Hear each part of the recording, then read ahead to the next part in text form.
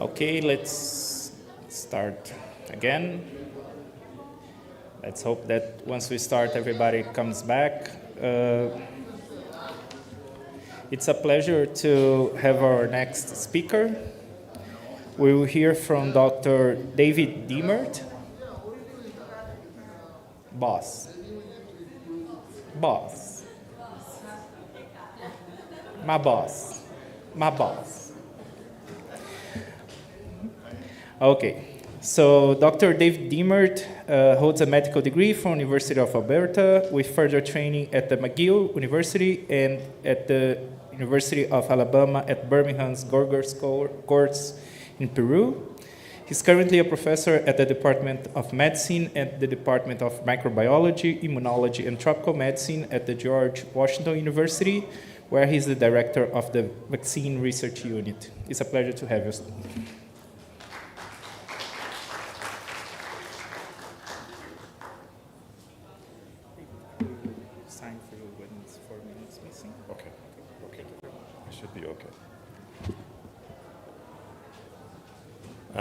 Boa tarde, everyone. Thanks for the invitation to speak to you today. I'm going to try to summarize about almost 20 years of clinical development of vaccines for a few Helminths, and you'll see why, in a few slides, why I put challenges in quotation marks. And I want to start by saying, is my slides are not nearly as cool as Elter's, and I think I need to take some lessons from you about how to put together good slides. But it really has been a collaboration. I'm going to present on behalf of many different institutions and people, including several from Brazil, from Minas, including Hene Hashu, Fiocruz, UFMG, been working with Elton for many years now.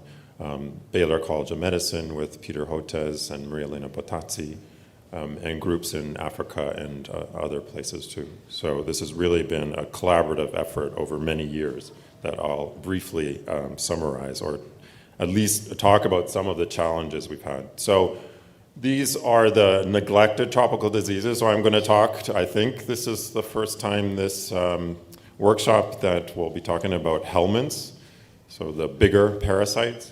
And I just put this up to put it in context as to why the group that I've been working with has really been focusing on schistosomiasis and hookworm, or ancylostomidea. And that's because of the burden of disease when you compare all of the different neglected tropical diseases. They really are kind of at the top of the list. So those are the two we've spent the most time working on. So first is hookworm, or ancylostomidea, as it's called here, or doença de Jacatatu. And there's two primary series of hookworms that infect humans and only infect humans. That's Necator americanus and Ankylostoma duodenale. Necator americanus is by far the most prevalent of the two species. Estimated over 80% of all infections in the world are due to Necator throughout the tropics, so South America, Africa, and Asia. The main clinical manifestation, for those of you who don't already know, of this intestinal Helminth infection is chronic anemia, and that's because the adult worms that are resident in the human host feed on host blood, and that's what they use as their energy source. And as a result, you have a constant loss of heme and iron in the intestine, and can result in chronic anemia over time and iron deficiency. For those who don't know the life cycle of hookworm, humans are infected when their skin comes into contact with the larvae that are in soil that's been contaminated with human feces, so in areas where there's not great sanitation and treatment of human waste. And then the larvae migrate through various tissues, including through the lungs, where they then go into the airspace, where they ascend to the bronchial tree, are swallowed down into the small intestine, where they live for the rest of their existence as adults. And then eggs are produced and excreted into the environment. The chronic clinical manifestation, as I mentioned, is anemia, or iron deficiency. This is especially a problem in kids who already have increased iron needs for their growth and cognitive development. So both of those are negatively impacted by chronic infection with hookworm. And the second NTD that we've been working on for developing vaccines for is schistosomiasis. There are two main species, so Schistosoma mansoni, and that's the species that is only found here in Brazil and other parts of South America, whereas in Africa you also have Schistosoma hematobium. This is also, people get infected by their skin coming in contact with the larvae, but instead of the soil, with schisto, it's from fresh water that also contains snails that are part of the life cycle, intermediate hosts. And then the adult worms are resident in the blood vessels, either draining the intestine in the case of Schistosoma mansoni, or the bladder in the case of Schistosoma hematobium. Chronic manifestations of Schistosoma mansoni infection are due to egg deposition in the liver. So you get chronic fibrosis and scarring of the liver, then leading to portal hypertension and all the clinical sequelae of that. And then for Schistosoma hematobium, the eggs get deposited in the walls of the bladder and the female genital urinary tract, causing fibrosis in those organ systems. So it's been recognized over the past decade or so that in addition to the bladder, women can also, and girls can also get eggs deposited in the genital tract, and that has been recognized now as a major cofactor for HIV transmission in areas where there's endemic Schistosoma hematobium. So why would I talk about Helminth vaccine development in a workshop that is focused on climate change? Well, just as you've seen, that's been presented already, the effect of climate change on increasing prevalence and transmission of viruses like dengue, bacteria like cholera. It's also been estimated or predicted that helminths will also spread in terms of their regions of endemicity. And you can understand why. So like intestinal helminths require warm, wet environments, especially for the eggs to hatch and to release larvae in the case of hookworm. And work led by Rogelio Mejia and Peter Hotez at Baylor College of Medicine has even recently found DNA of eggs of hookworm, of Necator, of Trichuris, even Strongyloides in the southern United States, where there's not great access to good sanitation. Where there's not good treatment of waste. So that's been found in the southeastern United States, and it's been projected and modeled that there'll be increasing areas where intestinal helminth infections will be found too due to climate change. So the current control strategy for the soil-transmitted helminths and schistosomiasis is Mass Drug Administration, as I'm sure all of you already know. But this has its issues in terms of sustainability and also reinfection after treatment. So it's, even though you might have treatment once a year with MDA, this does not lead to sustained impact on transmission. So that's why we've been working on vaccine development. So initially for hookworm, we were targeting the larval stage of the hookworm life cycle. So trying to prevent the migration of the larvae as soon as they penetrate the skin. Our first vaccine that went into clinical development and that was tested in the northeastern part of Minas Gerais immediately ran into safety issues, but because we had immediate type hypersensitivity reactions, so urticarial rash, that immediately followed vaccination. And this was because of prior exposure to the people who got vaccinated and due to IgE production from the previous infection. So we had to completely abandon in a single day about 10 years of work that went into developing a vaccine for hookworm because of these allergic reactions that happened. So now our vaccine strategy for hookworm is to focus entirely on antigens that are found in the adult stage of the hookworm life cycle. And the two lead candidates that we have that have gone into clinical trials are an aspartic protease, that is the first enzyme in the hookworm digestive tract that will digest full-length hemoglobin, and then also a glutathione transferase that binds the free heme that's resulted from the blood digestion pathway to detoxify it. So this, you probably can't read this, but it is our target product profile for the hookworm vaccine, and just wanted to point out a few of the major components. So to date, we have developed only recombinant proteins as our candidate vaccines. We have some work that we're doing now on mRNA production, on mRNA vaccines, but what's been in clinical trials to date is just recombinant proteins that have been adjuvanted with alum in combination with some toll-like receptor agonist adjuvants. So far, these are being delivered by intramuscular injection. The aim and the indication is to prevent moderate to heavy intensity infections, because we know that those are the intensity of infections that result in clinical manifestations, including the iron deficiency and anemia. And we are targeting kids, so we're developing this as a pediatric vaccine, initially targeting school-age kids, but eventually we are going to at least target combining them with the EPI schedule, so as an infant vaccine. We have done a number of phase 1 trials of both the NAGSD1 and NAAPR1 vaccines. I'm not going to go through all of these because of time. But just to say that we've tested, some of these were done in Brazil, including at our field site up in the northeastern part of Minas Gerais in Americaninhas, either administered alone or co-administered, so each person would get an injection of NAGSD1 and NAAPR1, and in combination with different toll-like receptor immunostimulants. We've done one phase 2 trial, and that's what I'm going to spend most of the time talking about for our clinical trials. As a result of that series of phase 1 trials, both in adults and in kids, so we've vaccinated over 200, about 250 adults and about 50 kids with NAGST1. Well tolerated, no allergic reactions.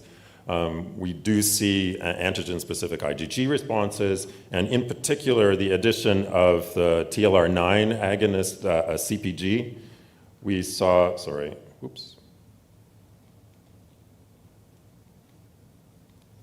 We saw a nice boost in IgG production, about 10-fold increase with the addition of the CpG. So that's what we've taken into phase 2 testing, including in a proof of concept controlled human infection study that I'll talk about next. These are the 2 phase 1 studies we've done with NAGST1 in combination with the CpG. So these were in unexposed versus in an endemic area in Gabon.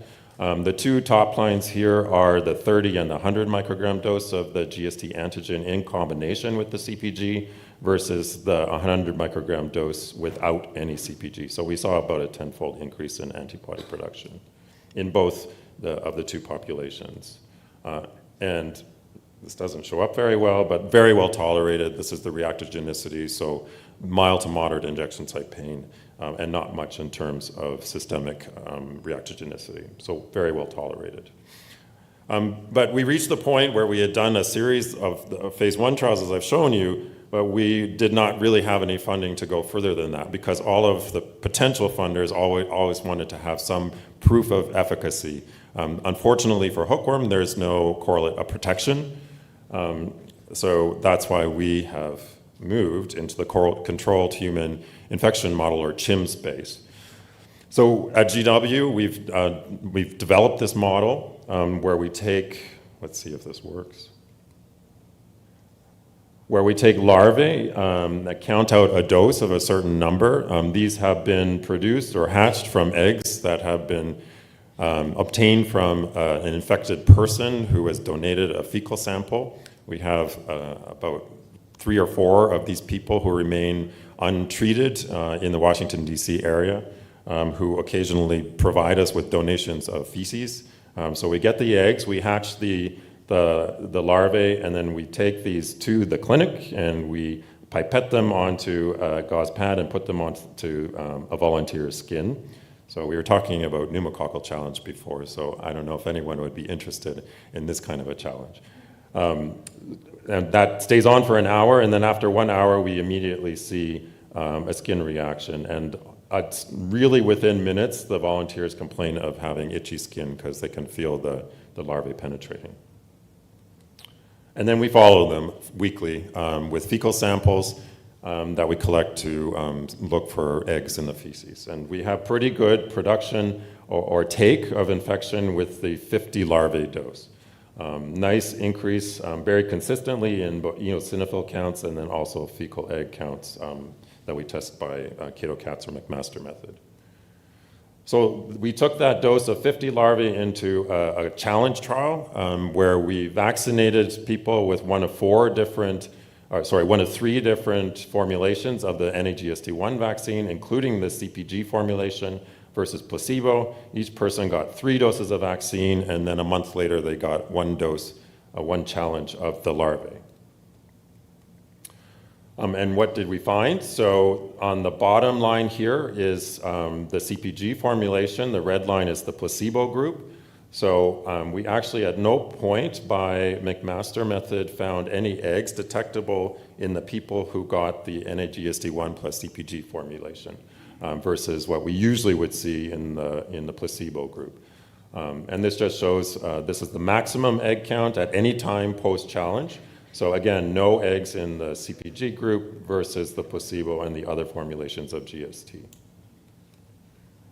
These are the antibody levels. So the lack of eggs post-challenge in the CpG group was mirrored by the highest levels of antibody that we found in the CpG group here in purple. And again, the IgG level on the day of challenge was highest in the CpG group. So hopefully we're hoping that this will turn out to be a correlate of protection. So we're currently in the process of kind of laying out a complete clinical development plan. We're going to repeat another CHIM study where we give people repeated challenges to see how the durability of protection with the NAGST1 plus CpG formulation, and then moving into doing age de-escalation trials in kids in Africa and potentially in India, where we're planning on potentially manufacturing the vaccine long term, and then in phase 2 and phase 3 field trials showing efficacy, or testing efficacy, I should say. So I'll just finish by talking about our schistosomiasis vaccine candidate. So this is targeting Schistosoma mansoni, so the intestinal hepatic form of schistosomiasis.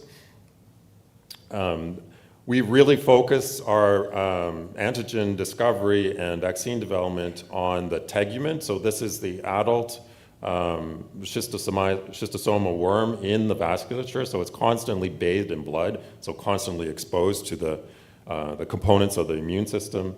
And the tegument, outer coating of the adult worm really performs a function of protecting it from that immune response. TSP2 is a transmembrane protein that's part of the tegument and is thought to be integral to its composition, is been identified as our lead vaccine candidate. This has been produced as a recombinant protein expressed in yeast in Pichia pastoris, and also adjuvanted with a hydrogel and tested in combination with a TLR4 agonist. And why was this chosen as a lead vaccine candidate? Well, studies that were actually done here in MinistryofHealth with Rodrigo Correa Oliveira, Jeff Bethany, and others, following a group of individuals who were continuously exposed to the parasite in water, but were never infected, have high levels of IgG to TSP2 versus others who would get infected repeatedly in the field. So this has been in several phase 1 trials, or 2 phase 1 trials to date.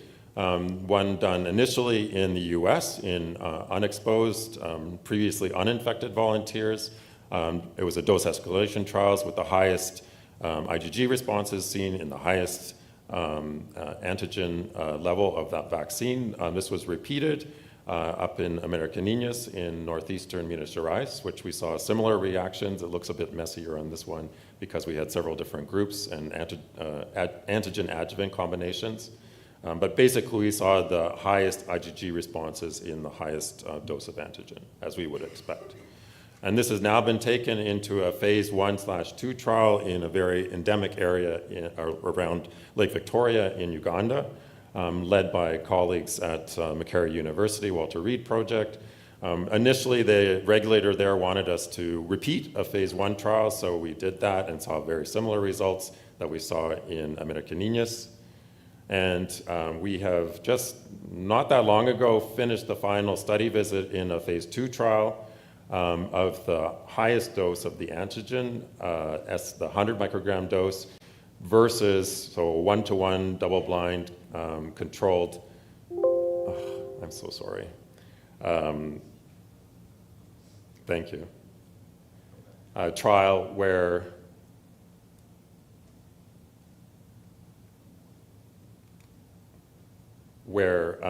we treated people who were infected at baseline, vaccinated them, and then have been following them for 18 months. And we're hopefully very soon going to unblind this study because it was designed as a proof of efficacy to see the rate of reinfection in the vaccinees versus the placebos. So hopefully good news coming soon, we're hopeful. This was all the work of many people, including some here.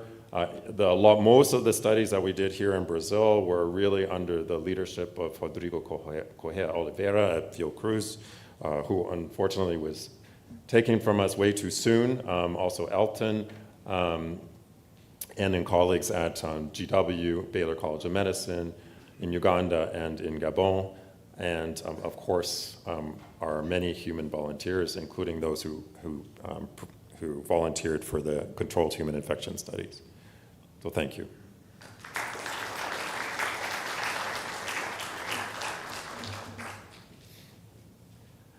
Do you have a question? Yeah.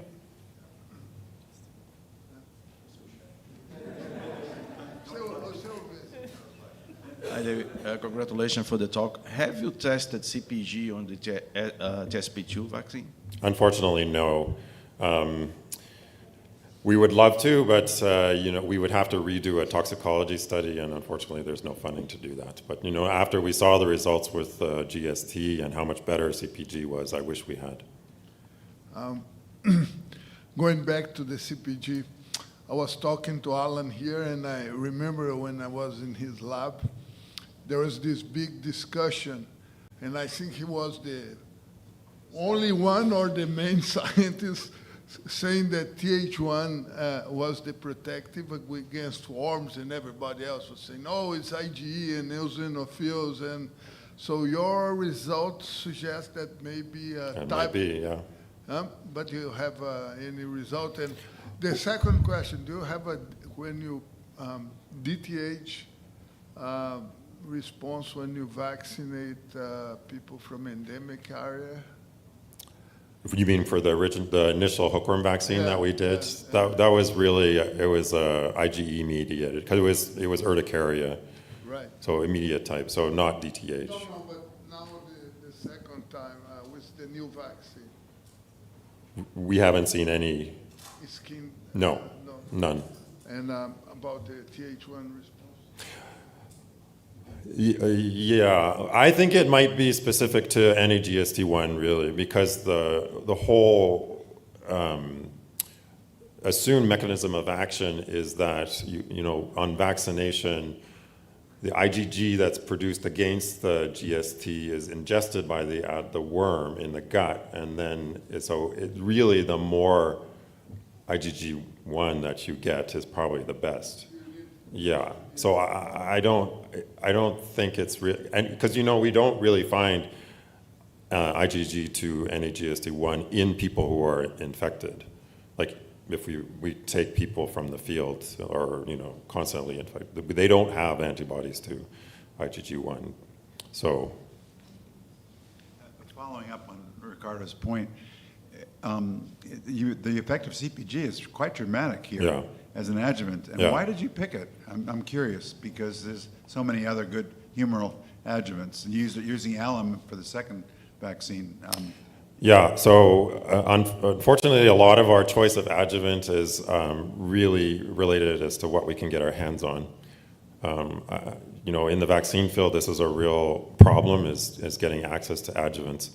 So, there's been CPG now. There's in 2 licensed vaccines, for anthrax, but also for hepatitis B. So there's the safety profile. So there's a lot of, but mostly it was because that's what we had for testing.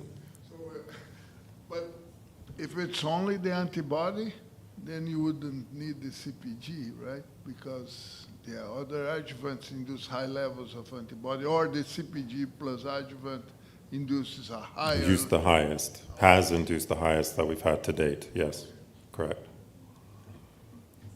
Thank you.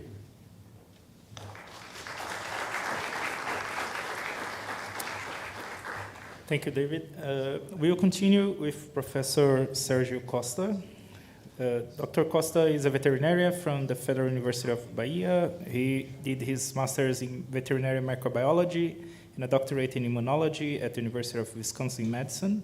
He's a member of the Brazilian Academy of Sciences and currently is a full professor at the Department of Immunology at the University of São Paulo. It's a pleasure to have you.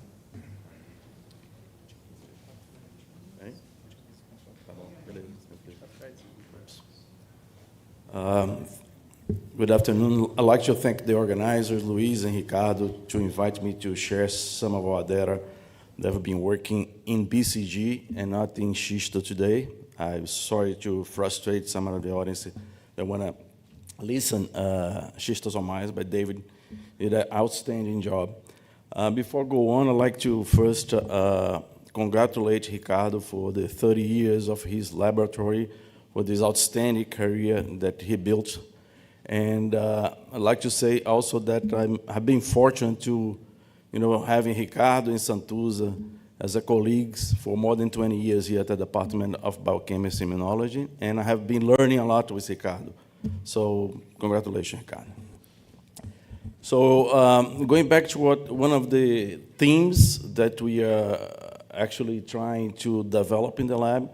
So on the early times, the seminal work done by Mihaly and Etea actually have conveyed old studies in insects and other hosts, talking about the possibility to have like training innate immunity in innate immune cells.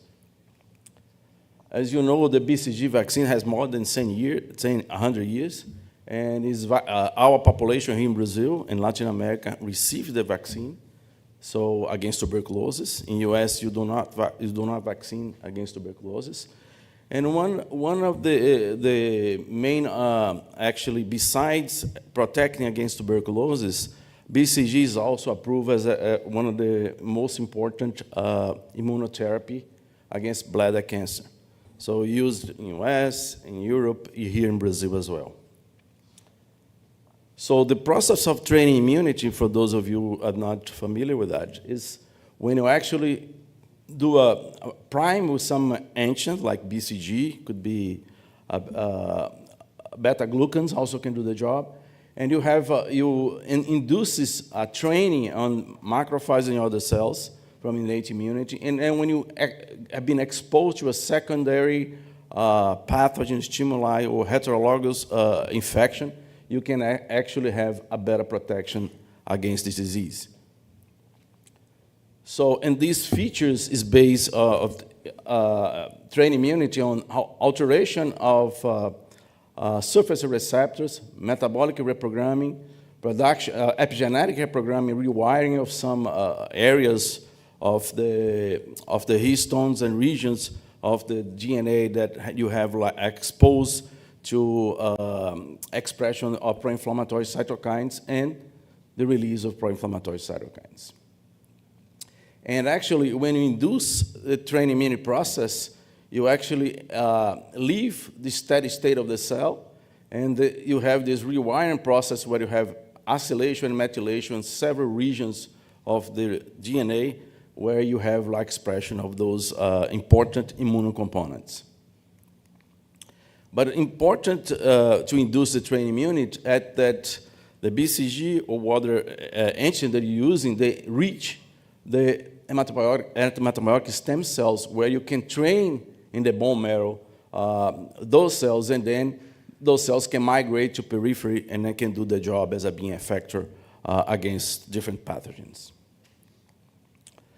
So the first part of the talk, I'm going to discuss about this work done was Fabio, that's now, he used to be a postdoc, now is assistant professor here, and Carol, that was a PhD, now postdoc with us. And we use BCG to train macrophage to induce protection against a secondary bacterial infection called brucellosis. Brucellosis is an important zoonosis, important disease for Latin America, has a good impact in economical losses, mainly in animal industry. In humans, this disease induces undulant fever, meningitis, several arthritis, so it's a chronic disease. And in animals, they have like abortion and infertility as one of the clinical hallmarks of the disease.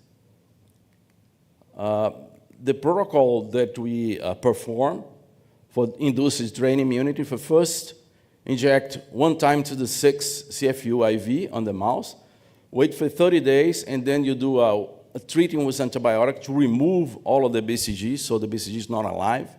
And then you do a washout period, and then from there you can remove bone marrow to drive macrophages, or either do the in vivo studies with the secondary challenge. So just to have an idea, to compare the activation of macrophages when you train in blue versus untrained, on those macrophages are infected with brucella, you see that you can induce better MHC class II and CD11B cells, also CD40, you have increased expression or production of IL-6, IL-12, and also increased NO on those trained macrophages compared to untrained. As far as inflammasome activation, also training induces enhancement of inflammasome activation, induces of I1 beta, also caspase-1 activation processing compared to trained versus untrained macrophages. And also you can see a similar phenomenon when you're looking at caspase-11. See enhancement of caspase-11 activation after training those macrophages BCG. As far as metabolic alterations of the cell, you see when here is trained versus untrained, you see an enhancement of phosphorylation of mTOR, SC6K enhancement, and also AKT, and HIF1 alpha 2 that I'm not showing here today. So and then you look, what's the effect on the cell as far as the secondary infection? So when you, in blue, you train those macrophages, they control better the brucella inside of the cell compared to untrained. This enhancement occurs when you add exogenous interferon gamma as we expect. But the important thing here is that we see a better beginning of clearance when you train those macrophages. So the question is, what happened in vivo? So we did the same protocol, but first of all, we try with rag knockout to see which compartment could be involved in these training processes. Could be innate immunity cells, or it could be the T cells. And then, as you can see here, when you train those rag knockout cells compared to untrained, so in vivo, you continue to see a better clearance here, diminish of a bacteria on the spleen in 7 days post-infection, 15 days post-infection on the rag knockout, showing that primarily in this model, the innate immune cells are important to help to control efficiency of the secondary infection through trained immunity. Okay. And then the idea is, can we transfer bone marrow for animals that were trained to animals that are not trained, and what happens with the control of the infection in vivo? So we did irradiation and transfer bone marrow from one animal trained to not trained, and here is recomposition of the leukocytes on the animals. Okay, after bone marrow transfer, the cells are being repopulated. And then what happened is the animals the bone marrow were transferred, you see a decrease on the bacterial load on the spleen compared to untrained. The animals that were transfer bone marrow only untrained. So that means the bone marrow compartment is important for inducing this process of training immunity in this model. So now switch gears, using the same BCG, we have done some studies using a cancer model. And as I told you, in clinics, in humans, individuals who has like bladder cancer, they are treated intravesically with BCGs, high dose of BCG. So in this BCG can activate the macrophage monocytes and drive a lots of production of inflammatory cytokines. However, the real mechanisms by which BCG in bladder can actually decrease the tumor size and regression is not totally understood. So the studies that we've done in the lab using a bladder, here study done by Nina, and also melanoma using the B16F10 by Vinicius. You can see when you treat directly intratumoral with BCG, you see a decrease on the tumor size compared to the animals treated only with PBS. You see the size of the tumor is really amazing how the tumor shrink, the regression, here in the bladder, and here when the melanoma is similar, the regression of the tumor after BCG injection directly. And just to show you that the BCG actually goes into the cell. In the case of melanoma, here you see BCG in red inside of the tumor cell. The same situation that you see here as a control for macrophage with BCG inside in red. Okay. So the question that we want to address is, we know that intratumoral injection of BCG works as a therapy. However, can we actually pre-immunize those animals before treating directly the tumor with BCG, inducing a process of training immunity? You can enhance the efficiency of the tumor control or tumor regression. And that's what we did. We did prior inoculation with BCG, and after treatment locally, and also in the episcopal, we look at also episcopal tumor on the other side of the animal. You treat one side, and you look locally and systemic, what's the difference in both tumor microenvironment cells. And that you can see here, animals that were treated, immunized, and treated with BCG, you see a decrease on local and episcopal tumor. And here, the animals are only treated locally with the tumor. Actually, you see enhancement of control of the tumor size comparing to the only treated animals that are treated directly only with BCG, showing that this process of pre-immunizing with BCG can actually induce an enhancement of tumor control. And looking at the cells on the tumor microenvironment, you can see locally, when you're having pre-immunization, you have an enhancement of neutrophil, okay, macrophages, CD8 cells, you don't see much difference in CD4 T cells. And the episcopal tumor, on the other side of the animal, you see increase in neutrophils, macrophages, CD4 a little bit, and CD8 also enhancement. Looking again on the macrophage, the metabolic change of the cell with the pre-immunization, you see enhancement of phosphorylation AKT, mTOR, S6K, and HIF1 alpha stabilization, showing that this pre-immunization induces a more prone inflammatory driving of those cells. And looking directly on the macrophages or T cells, comparing pre-immunized and treated, here is pre-immunized, here's only treated, you see enhancement of TNF-alpha, IL-6, also in macrophages, and a robust enhancement of gamma interferon T cells. And also, you see here enhancement of CD8 T cells expressing gamma interferon compared only treated with pre-immunized and treated animals.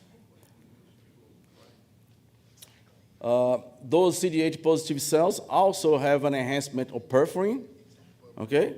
That induces or takes us to lead to think that those CD8 T cells are killer cells. And we did some live and dead, we label those target cells, those CFCA, you see a decrease on the live tumor cells when you have pre-immunization compared to non-pre-immunized, showing that the pre-immunization enhances CD8 positive T cells, and probably those T cells, CD8 T cells, are the killer cells of the targets. So just to finalize, my conclusion is BCG-trained macrophages enhance canonical and non-canonical inflammation activation. Mice that receive bone marrow transfer from BCG-trained donors show great resistance to heterologous bacterial infection. BCG-induced training immunity results in better control of infection in vitro and in vivo. As far as the cancer, apart from the previous immunization of BCG, hence metabolic change and cytokine production in macrophage and T cells in the bladder cancer model. And training immunity with BCG leads to a local and systemic anti-tumor immunity that leads to augment effect of immunotherapy. I'd like to thank a USP, o FMG, CNPq, FAPESP, NIH, and FAPEMIG for funding these studies. Thank you very much.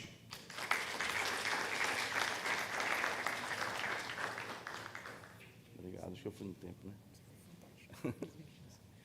So do you have questions to Professor Costa? Very nice, Sérgio. I got two questions. One, I'm scared for you. the first one is regarding the bone marrow transfer. That's very interesting because when you do the bone marrow transfer, usually you think you reset the whole immune system. It seems not, right?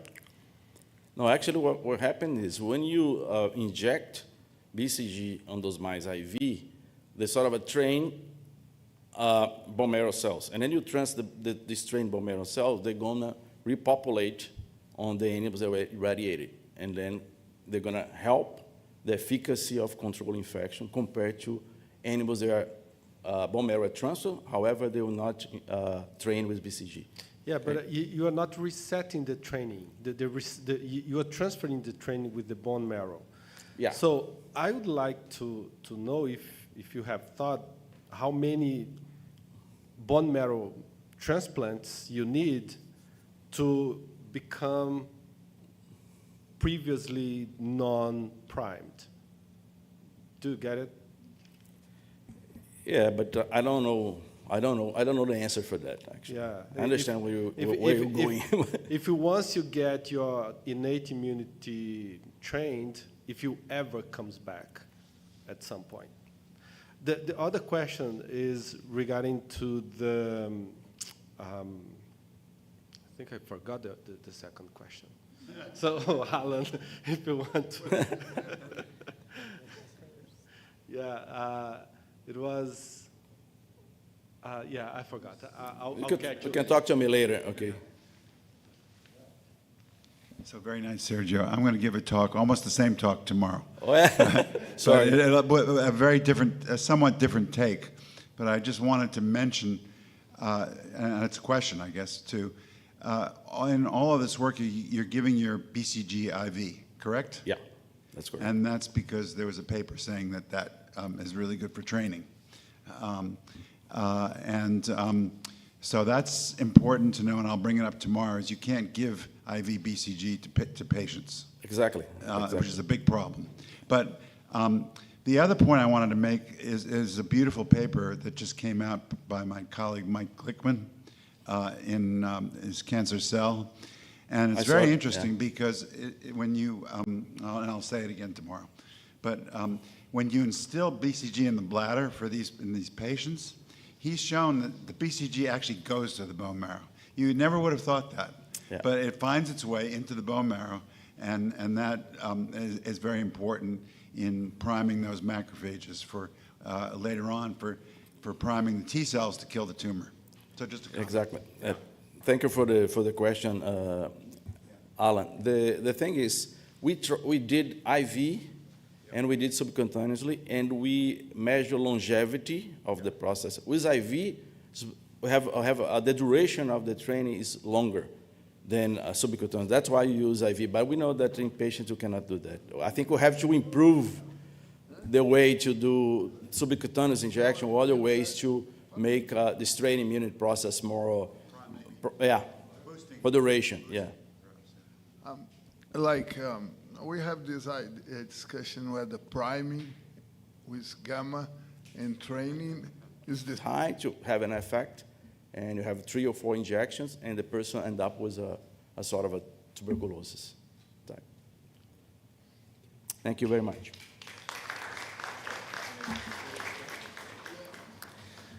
And now we hear from Dr. Irene Soares. She holds a biomedicine bachelor from the Federal University of Pará, a master's from University from Minas Gerais in microbiology, and a doctorate in microbiology and immunology from the Federal University of São Paulo. She's currently a full professor at the Pharmaceutical Sciences Faculty of the University of São Paulo. It's a pleasure to have you, Dr. Irene.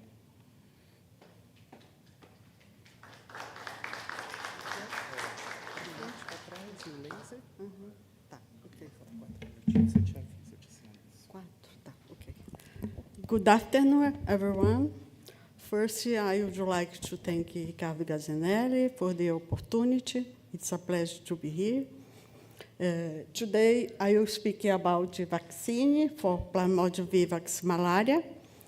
I will be presenting in Portuguese, but the slides are in English. Inicialmente, eu queria contextualizar a importância do desenvolvimento de uma vacina contra a malária, particularmente contra o Plasmodium vivax.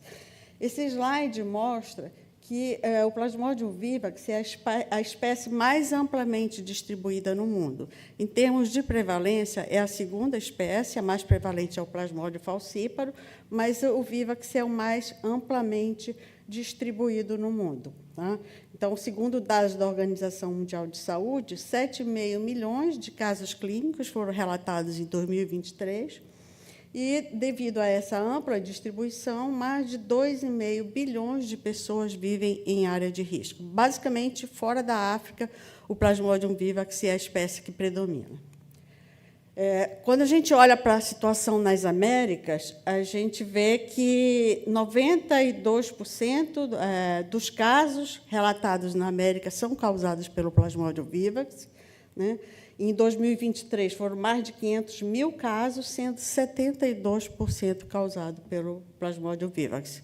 Aqui no Brasil, tem oscilado entre 80% a 90% dos casos das infecções por Plasmodium vivax. O nosso projeto está alinhado, né, com estratégias mundiais de controle da malária. Tá? Então, tanto a Organização Mundial de Saúde, como a Organização Pan-Americana de Saúde, como o Ministério da Saúde do Brasil, têm planos para eliminação da malária. Tá? No caso do Brasil, a meta é eliminar a malária até 2035. Tá? Entretanto, a gente sabe que são metas bastante ambiciosas, né? Até porque tudo é baseado nas medidas convencionais de controle da malária, que é o diagnóstico precoce, o tratamento e o controle do vetor. Então, certamente, o desenvolvimento da vacina, dentro desse contexto, se torna uma prioridade. Por outro lado, quando a gente vai ver as vacinas em testes, eu consultei o site da Organização Mundial de Saúde recentemente, no caso do Plasmodium vivax, apenas 5 vacinas estão sendo em fase de testes clínicos, 2 em fase 1 e 3 em fase 2. Tá? Quando a gente vai olhar o Plasmodium falciparum, que é o que chama mais atenção, é o que recebe maior investimento, 33 vacinas estão em fase de testes clínicos. E as mais avançadas, justamente, a R21, que tem como adjuvante o Matrix-M, e a RTSS, com adjuvante AS01. Então, essas vacinas chegaram a ser recomendadas pela Organização Mundial de Saúde, estão sendo implementadas na África, mas são vacinas para controlar um grupo específico, para proteger um grupo específico, que são as crianças. São vacinas pediátricas, que são, já começa a tomar como bebê, né? São 3 doses seguidas de uma dose de reforço. E essas vacinas não são esterilizantes. No caso da Mosquirix, é 30% a 40% de proteção, e, no caso da R21, 75% de proteção. A princípio, pode ser considerado baixo esse valor aqui, de 30% a 40% de proteção, mas precisa ter em mente que o alvo é salvar crianças, né? Já que a maioria das mortes são em crianças de menos de 5 anos de idade. Então, são 400, 500 mil mortes por ano, e significa que 1/3 dessas crianças vão deixar de morrer. Tá? O nosso objetivo é desenvolver uma vacina contra o Plasmodium vivax. Tá? O nosso alvo é a proteína circosporozoíta, que é a mesma proteína que é a base das 2 vacinas que eu mencionei anteriormente. É a proteína principal do esporozoíta, que é a forma infectiva, né? A primeira forma que o indivíduo tem contato quando é picado pelo mosquito. Tá? Então, ela reverte, basicamente, todo esse estágio esporozoíta. A gente construiu um polipeptídeo híbrido, né, que eu já vou explicar por que é um polipeptídeo híbrido, e o sistema de expressão que nós utilizamos é o sistema de expressão em pica-pastose. Ao longo dos anos, nós tentamos diferentes estratégias de vacinação, o prime boost homólogo com proteína recombinante, mas também testamos o prime boost heterólogo, utilizando adenovírus recombinantes, e resolvemos ir para frente, né, com o prime boost homólogo, já que, quando compara o homólogo com o heterólogo, a gente não viu diferença significativa, então a gente seguiu com um esquema mais simples, né? Ao longo desses anos, testamos diferentes adjuvantes, hidróxido de alumínio, agonista de TLR, como o poli-C, o poli-CLC, e nanoemulsões. Tá? Eu vou falar um pouco da cronologia desse projeto. Esse projeto iniciou em 2008, no contexto do INCT, da primeira edição do INCT de vacinas. Logo em seguida, a gente conseguiu um projeto temático, né, coordenado pelo Maurício Rodrigues. Né? Esse projeto temático tinha como consultores o Vito e a Ruth Nussensweig, na época já com idade bastante avançada, mas vinham anualmente no Brasil, sempre foram entusiastas desse projeto. Tá? E, infelizmente, a doutora Ruth faleceu, né, em 2017, o Maurício faleceu um pouco antes, em 2015. O segundo temático ficou sob a minha coordenação a partir de 2014, e, em 2016, a gente teve a aprovação da segunda edição do INCT, também coordenado pelo Ricardo Gazinelli. E eu chamo a atenção que, nesse período aqui, em 2017, 2018, esse projeto quase foi interrompido pelas razões que o Ricardo colocou muito bem, pela dificuldade que a gente tem de fazer essa transição da pesquisa básica para a pesquisa aplicada, que ele colocou muito bem quais são as dificuldades.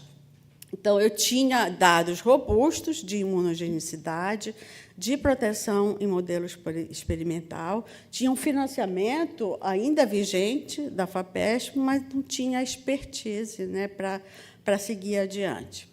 Então, nessa época, conversamos bastante com o Ricardo, e o CTVacinas estava em fase de estabelecimento.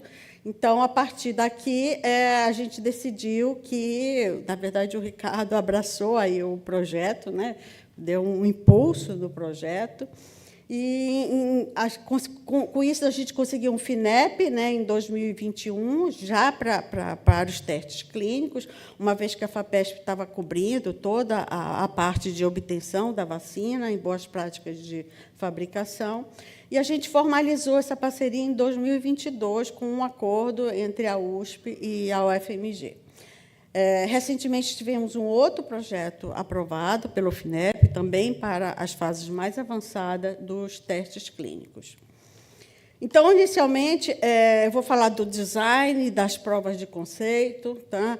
Então, aqui está a estrutura dessa proteína. Tá? Ela é composta por uma região central, imunodominante. Essa região se caracteriza por ser repetitiva. Tá?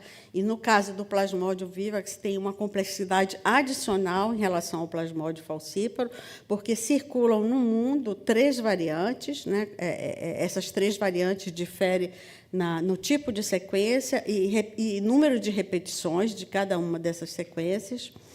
A VK210 é a mais prevalente no mundo, seguida da 247 e Plasmodium vivax-like. O Plasmodium vivax-like é uma espécie menos estudada, uma variante menos estudada, até porque, na maioria dos países, ela não é nem tipada. Então, a maioria dos dados que se tem de prevalência da Plasmodium vivax-like é na América do Sul. Tá? De qualquer forma, a gente achou interessante que, inclusive, aqui no Brasil, tem dados muito recentes de prevalência até em algumas regiões maior do que a 247. Então, a gente achou que, para a gente construir uma vacina universal, ela deveria contemplar toda essa diversidade.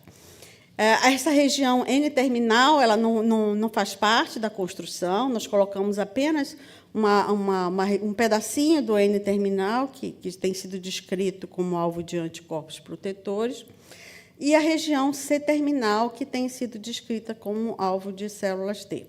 Então, aqui é importante ficar com esse conceito que essa região aqui é a principal região alvo de anticorpos protetores. Então, aqui está mostrando cada uma das variantes, a sequência e o número de repetições de cada uma dessas sequências, e aqui a construção final. Sem o N-terminal, na verdade, a gente até tem uma construção com a proteína inteira, tá? Mas fizemos uma análise comparativa e, em termos até imunogenicidade e proteção, a gente não viu diferença. Então, aqui está mostrando esse polipeptídeo híbrido com as 3 variantes e a região C-terminal. É uma construção muito parecida com a RTSS, de Plasmodium falciparum, exceto que o Plasmodium falciparum não tem essa complexidade adicional aqui da região repetitiva. Então, os primeiros dados que nós tivemos foram imunizando camundongos, utilizando o poli-C como adjuvante. Então, nós utilizamos um esquema de 3 doses, com 28 dias de intervalo. E aqui está mostrando o resultado do ELISA com os soros policlonais, mostrando que esses anticorpos policlonais reconheceram as 3 variantes, aqui VK210, 247 e Plasmodium vivax-like.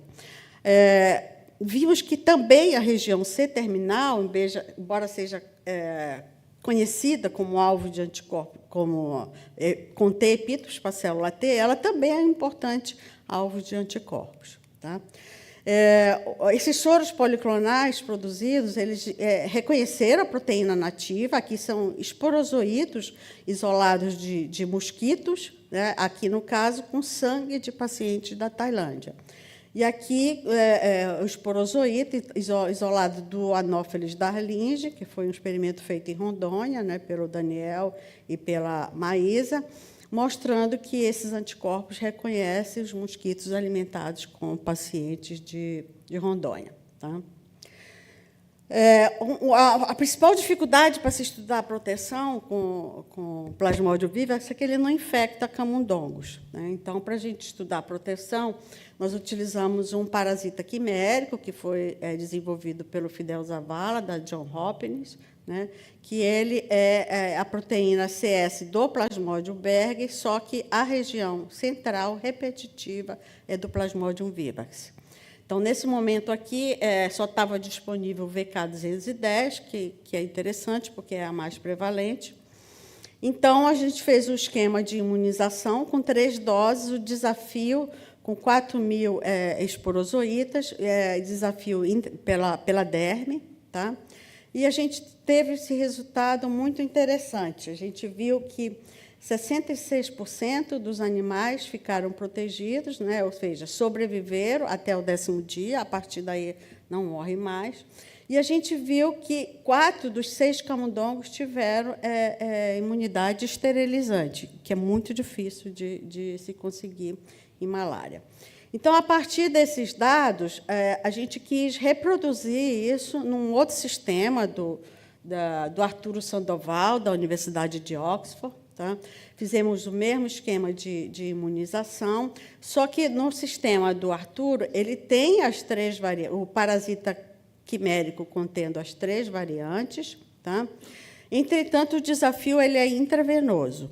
Tá? Então, o que a gente consegue ver nesse sistema, que é uma via que não é a via pela derme mais próxima da via da infecção humana. Né? Então, a gente conseguiu ver um atraso, né, na parasitemia, que são os grupos controles, né, e aqui os grupos imunizados com as proteínas quiméricas, chamando a atenção que, como eu mencionei, a gente também tem ela inteira, né, e o perfil aqui de proteção foi muito semelhante entre as duas. Então, a gente continuou trabalhando com a proteína truncada a partir daí.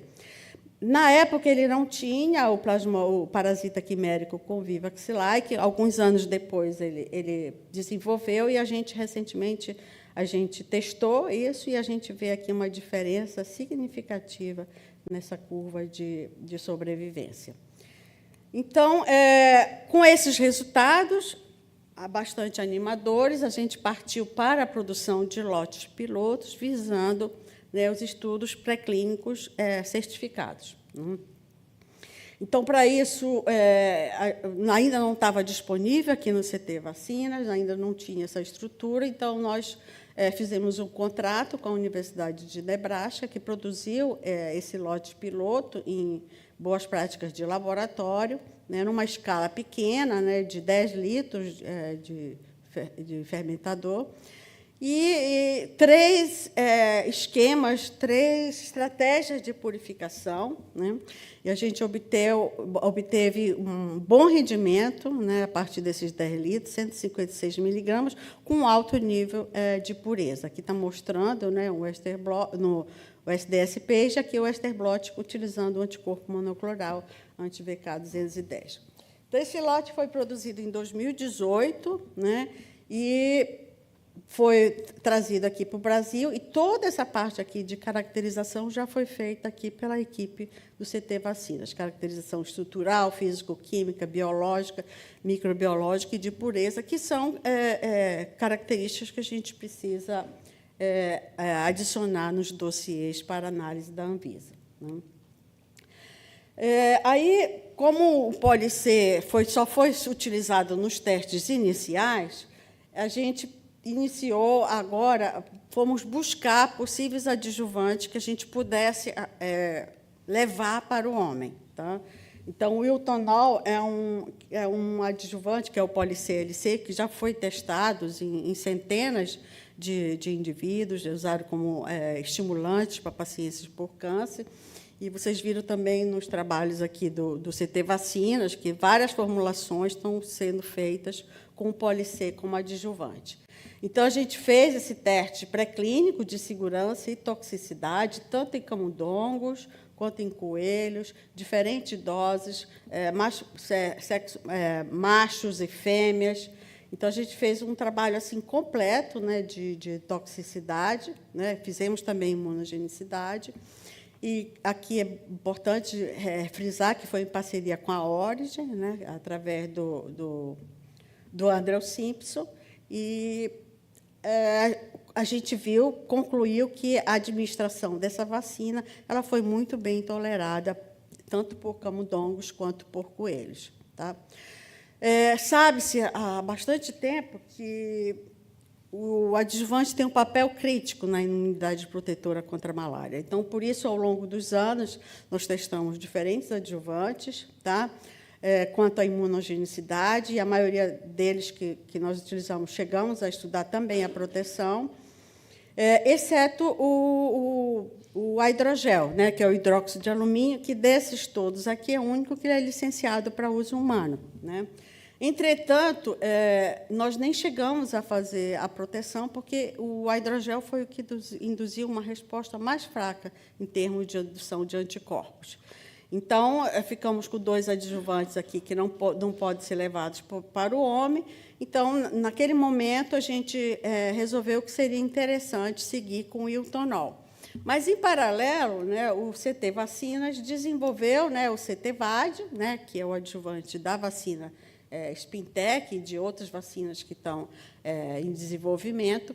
Então, antes de seguir para definir essa formulação, a gente fez um estudo comparativo, né, de eficiência, né, na indução de imunidade e proteção entre esses 2 adjuvantes, né, num esquema também de 3 doses. Né, fizemos toda a parte de imunogenicidade, mas eu não vou ter tempo de mostrar aqui. Então, vou falar do mais importante, que foi a proteção. Né.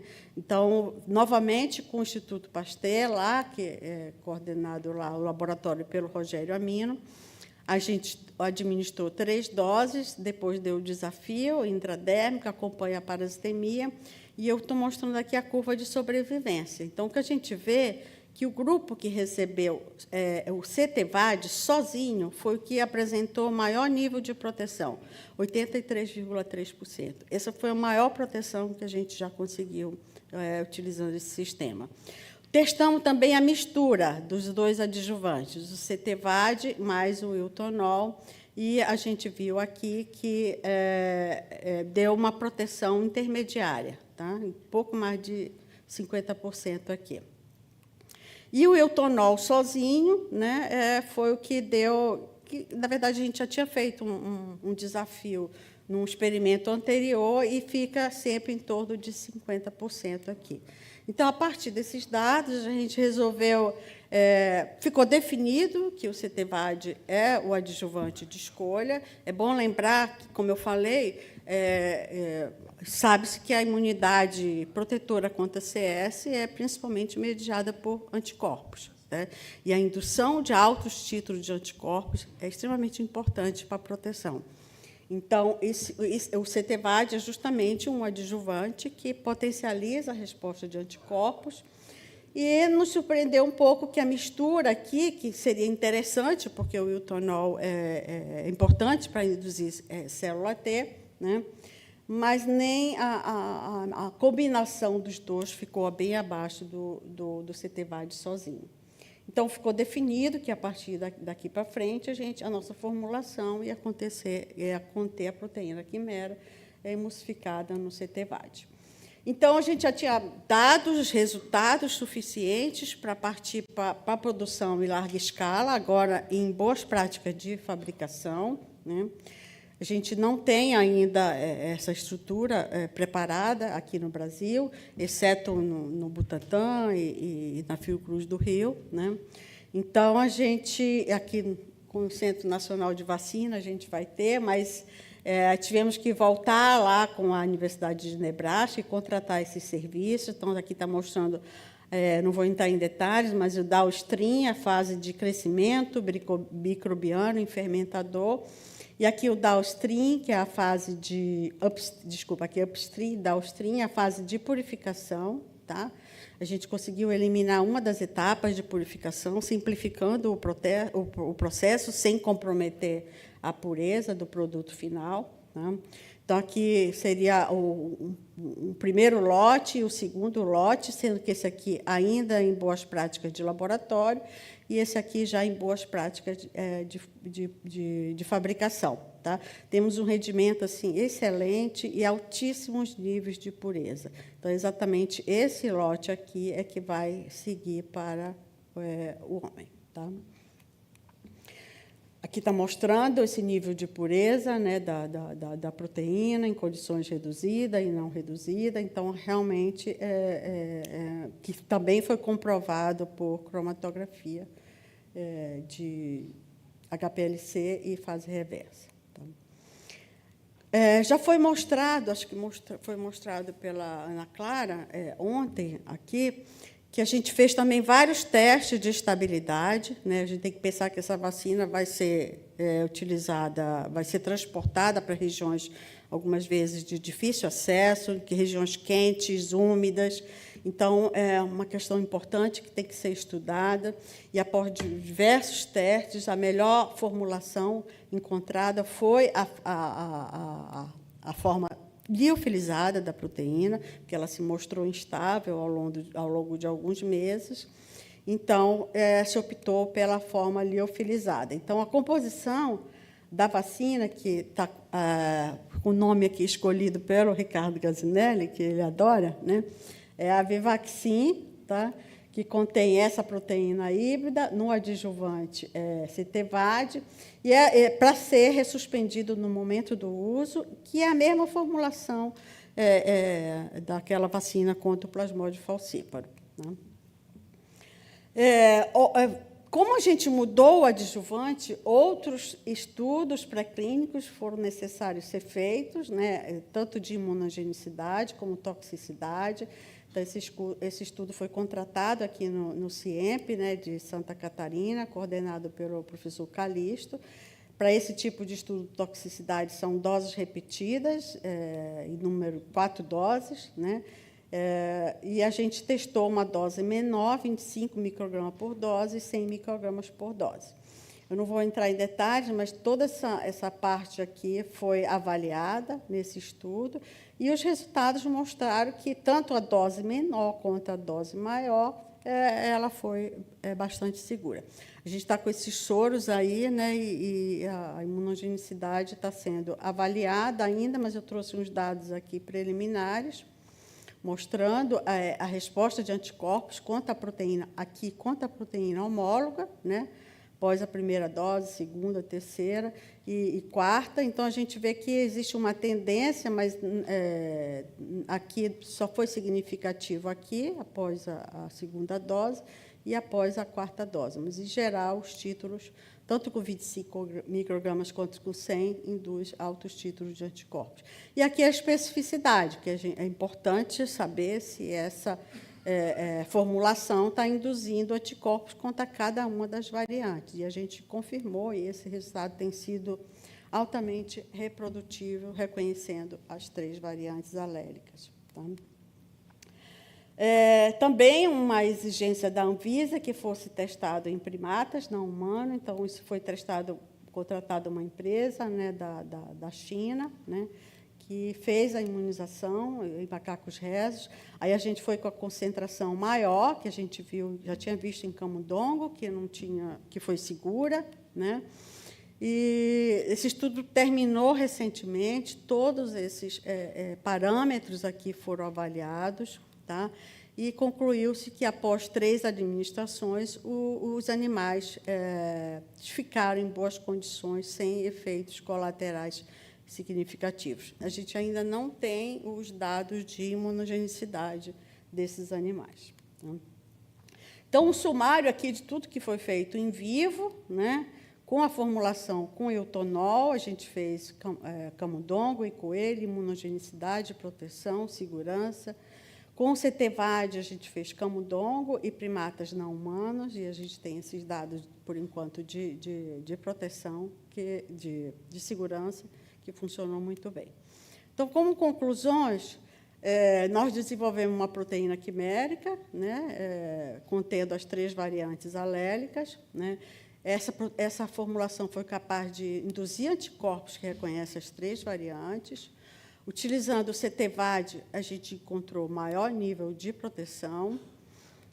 Testamos camundongos, coelhos e primatas não humanos, e ela foi bem tolerada em todos esses animais. Tá? E a gente considerou que a gente tem dados suficientes para avançar para os testes clínicos no homem. Tá?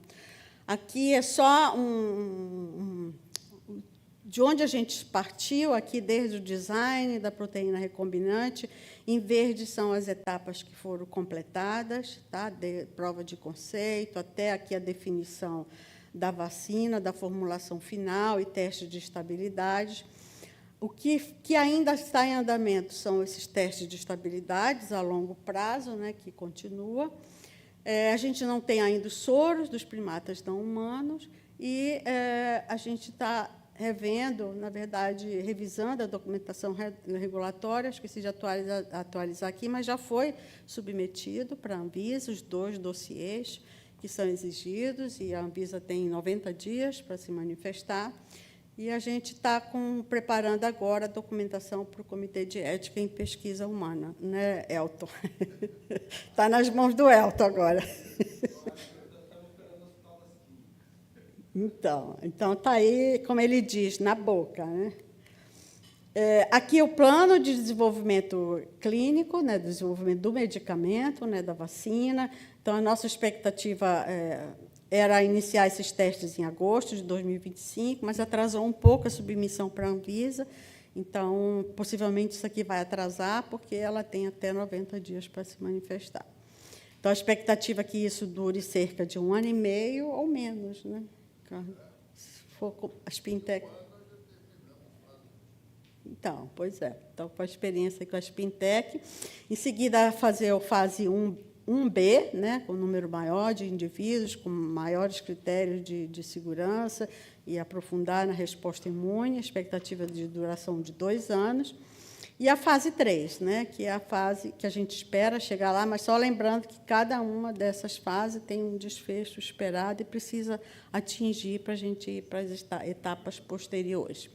Aí eu queria, então, agora agradecer o time, né, da USP aqui.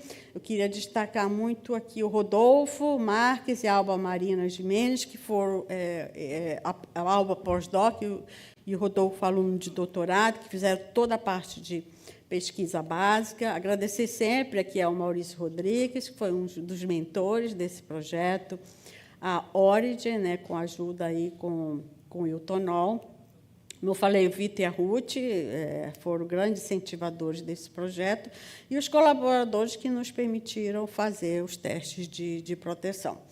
Bem, o CTVacinas é uma longa lista aqui, né, mas agradeço ao Ricardo, a Santuza, queria destacar o papel da Santuza, que no dia a dia é a pessoa que está ali à frente da equipe, tá, com bastante... sempre muito gostosa. Então, a Santuza tem realmente um papel extremamente importante. A Elton, né, que agora vem a parte dele, aí, da responsabilidade daqui para frente. E gostaria de agradecer muito a Ana Luísa, que é a pessoa que cuida da parte de regulatória, né, que compõe com muito cuidado esses dossiês, e a Ana Clara Gazinelli, né, que faz principalmente a parte tanto de estabilidade quanto a parte de imunogenicidade. Então, assim, são 2 pessoas desse grupo todo aqui que estão assim 100% envolvidas com esse projeto. Tá? Então, aqui são os financiadores, né, a gente não pode deixar de mencionar, né, e obrigada pela atenção.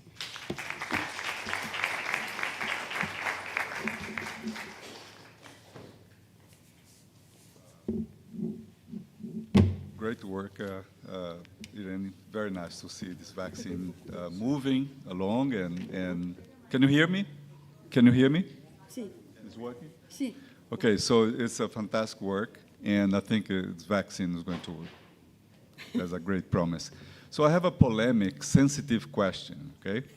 A comment, perhaps. More comment. You are the first one. I know nothing about malaria vaccine, very little about plasmodium, but I have seen several presentations of malaria vaccine from different groups, Oxford and GSK and others, and read some papers on those. I think you are perhaps the first one who cites Victor and Ruth Nussweig as those who discovered the CSP and showed the first experiments of immunization, right? So, but I read several papers, they never mention Victor and Ruth Nussweig. Considering that the CSP different vaccines are basically variations of the same thing, the CSP, plus or minus different types of adjuvant, why is that, Você acha que eles são um pouco mencionados? Né? I think so. That's my impression. Not because they are Brazilian, but I feel like they are not properly recognized. And this feeling is shared by several other investigators, outside and inside the field. Eu acho uma injustiça, né? Afinal de contas, a Ruth investiu nisso desde a década de 60, né? Aquela vacina para plasmódio falciparum só chegou nesse estágio, né? A gente tem que ver que não é a primeira vacina contra a malária, é a primeira vacina contra um parasita humano que chegou nesse estágio tão avançado de testes clínicos e chegou no ponto de ser recomendado pela Organização Mundial de Saúde. Então, isso é um feito assim para a área, né? Não é só no contexto de malária. E eu lembro do Maurício, todo ano, quando ia anunciar prêmio Nobel, ele ficava na expectativa, o prêmio vai ser para a Ruth e para o Vitor, vai ser para a Ruth e para o Vitor. E isso, infelizmente, não aconteceu, né? A doutora Ruth já faleceu e o Vitor está bem idoso. Então, assim, existe aquilo que eu coloquei, com a RTSS. A proteção é 30% e tudo. Mas, assim, quando eu apresentava isso, eu colocava 30%, 40% de proteção, não significa que ela não possa ser melhorada. Então, justamente, a R21 é uma RTS melhorada. Tá? Então, qual é a diferença entre elas? A RTSS ela tem a proteína da hepatite, né? O antígeno S da hepatite. É uma proteína de fusão com o antígeno S da hepatite. E ela tinha muito da proteína de hepatite. Então, a R21 tirou um pouco, porque RTS tirou uma molécula lá tem menos da hepatite e mais de malária. Aí você viu que a proteção aí aumentou consideravelmente. Então, basicamente, foi essa modificação na composição e na mudança do adjuvante, né? Aí você viu uma proteção aí de 75%, né? O quanto melhorou. Então, o fato de que tem a vacina, não foi esterilizante, não foi alta eficiência, significa que a gente não possa melhorar. No nosso caso, por exemplo, eu tenho todos os adenovírus dessas construções aí. Tá? Então, no futuro, a gente está fazendo com a Santus a vacina de mRNA também, né?